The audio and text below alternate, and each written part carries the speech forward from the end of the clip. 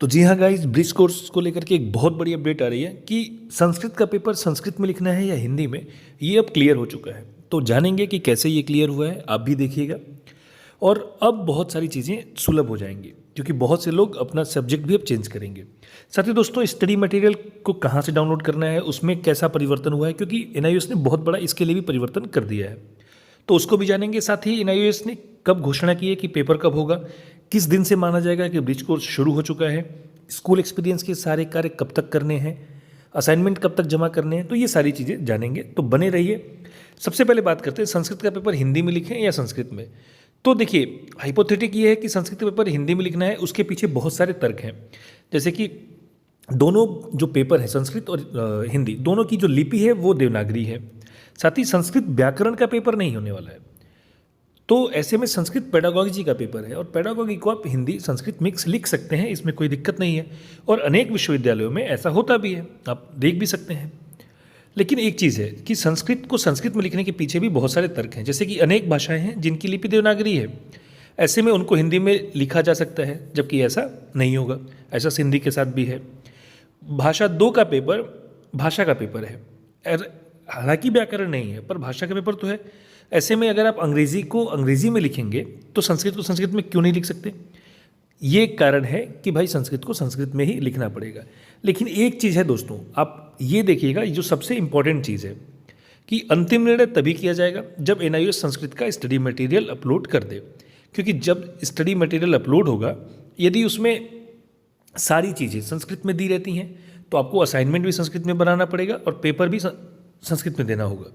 और अगर study material की सारी चीज़ें हिंदी संस्कृत मिक्स हुई तो ये सारी चीज़ें असाइनमेंट और पेपर दोनों हिंदी संस्कृत मिक्स करना होगा। पर जब यही कारण है कि मैंने अभी तक असाइनमेंट संस्कृत का प्रोवाइड नहीं कराया है। एक बार क्लियर हो जाए तो वो प्रोवाइड हो जाएगा। अब वो क्लियर कैसे हुआ वो देखते हैं। देखिए, जब आप अभी नए सेक्शन पर जाएंगे जहाँ पर स्टडी मटेरियल है, उसमें जब पेडागॉजी ऑफ लैंग्वेज 2 में देखेंगे तो जो मीडियम है वो संस्कृत का है। तो मीडियम संस्कृत का है तो मोस्ट प्रोबेबली ज़्यादातर चांसेस हैं कि जो स्टडी मटेरियल होगा वो संस्कृत में ही होगा। असाइनमेंट भी आपको संस्कृत में ही बनाने पड़ेंगे और उत्तर भी प्रश्नों के जो पेपर में होंगे उनके उत्तर भी आपको संस्कृत में ही देने होंगे। हालांकि जब तक फाइनली सारी चीज़ें अपलोड नहीं हो जाती, जब तक स्टडी मटेरियल अपलोड नहीं हो जाता, 100% ये बात नहीं कही जा सकती। पर अब दोस्तों ज़्यादा संभावना है कि संस्कृत का पेपर संस्कृत में ही देना होगा और इससे परेशान होने की ज़रूरत नहीं है। अभी आप भाषा में जो परिवर्तन का समय है, अभी उसमें काफ़ी टाइम आपके लिए रहेगा, क्योंकि अगले 1 हफ्ते के भीतर भीतर आपको ये सारी स्टडी मटेरियल मिलने शुरू हो जाएंगे। तो वहाँ से आप आराम से देख पाएंगे। अब आइए देखते हैं कि स्टडी मटेरियल को कैसे पाएँ और क्या क्या परिवर्तन एनआईओएस ने किया है, ऑडियो वीडियो और पीडीएफ कैसे मिलेगा। तो पहले क्या था कि मेन्यू बटन पे ही एक ऑनलाइन रिसोर्स के नाम से एक सेक्शन था जहाँ पर स्टडी मटेरियल अपलोड होने वाले थे। पर अब एनआईओएस ने एक बहुत बड़ा परिवर्तन किया है और डैशबोर्ड में ही एक ऑप्शन ऐड कर दिया है स्टडी मटेरियल का। तो वो नया कॉलम इंट्रोड्यूस हुआ है स्टडी मटेरियल का और वहाँ से आप अपने चयनित माध्यम में जो भी स्टडी मटेरियल है आप प्राप्त कर सकते हैं। अब उसमें क्या क्या चीज़ें होंगी, तो वो ऑडियो होगा, वीडियो में भी होगा और पीडीएफ भी होगा।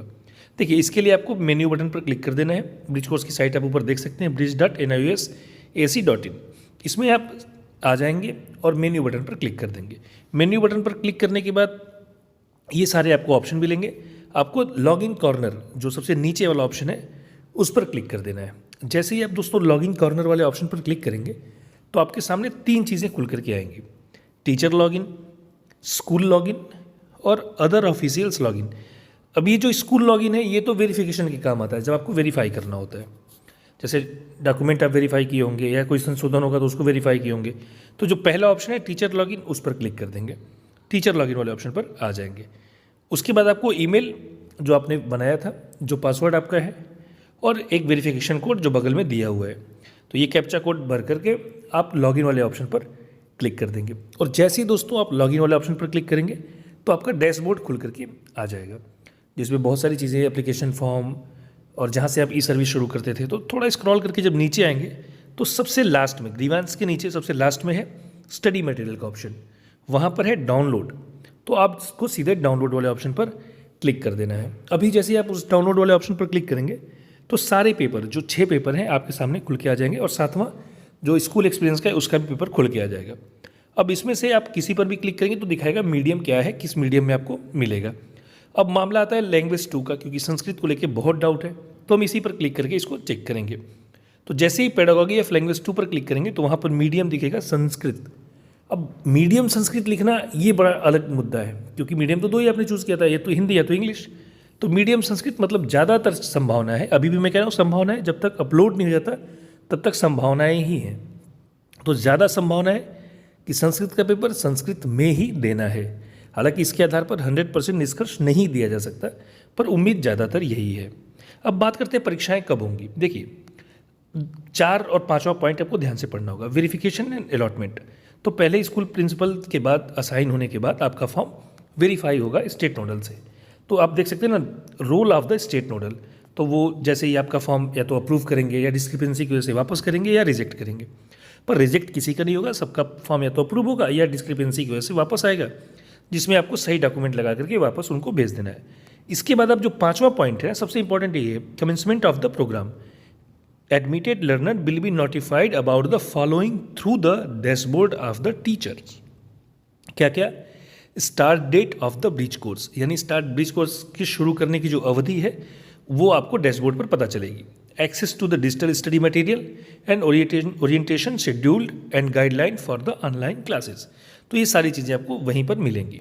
अब आप ये पेपर की कटिंग देख सकते हैं ब्रीच कोर्स की ऑनलाइन ट्रेनिंग और ऑफलाइन परीक्षा के बारे में। तो सबसे नीचे का जो लाइन है ना, जहाँ लिखा है पहले स्कूल के प्रधानाध्यापक और फिर स्टेट नोडल अधिकारी के रूप में नामित बेसिक शिक्षा विभाग के वरिष्ठ अधिकारी सत्यापन करेंगे।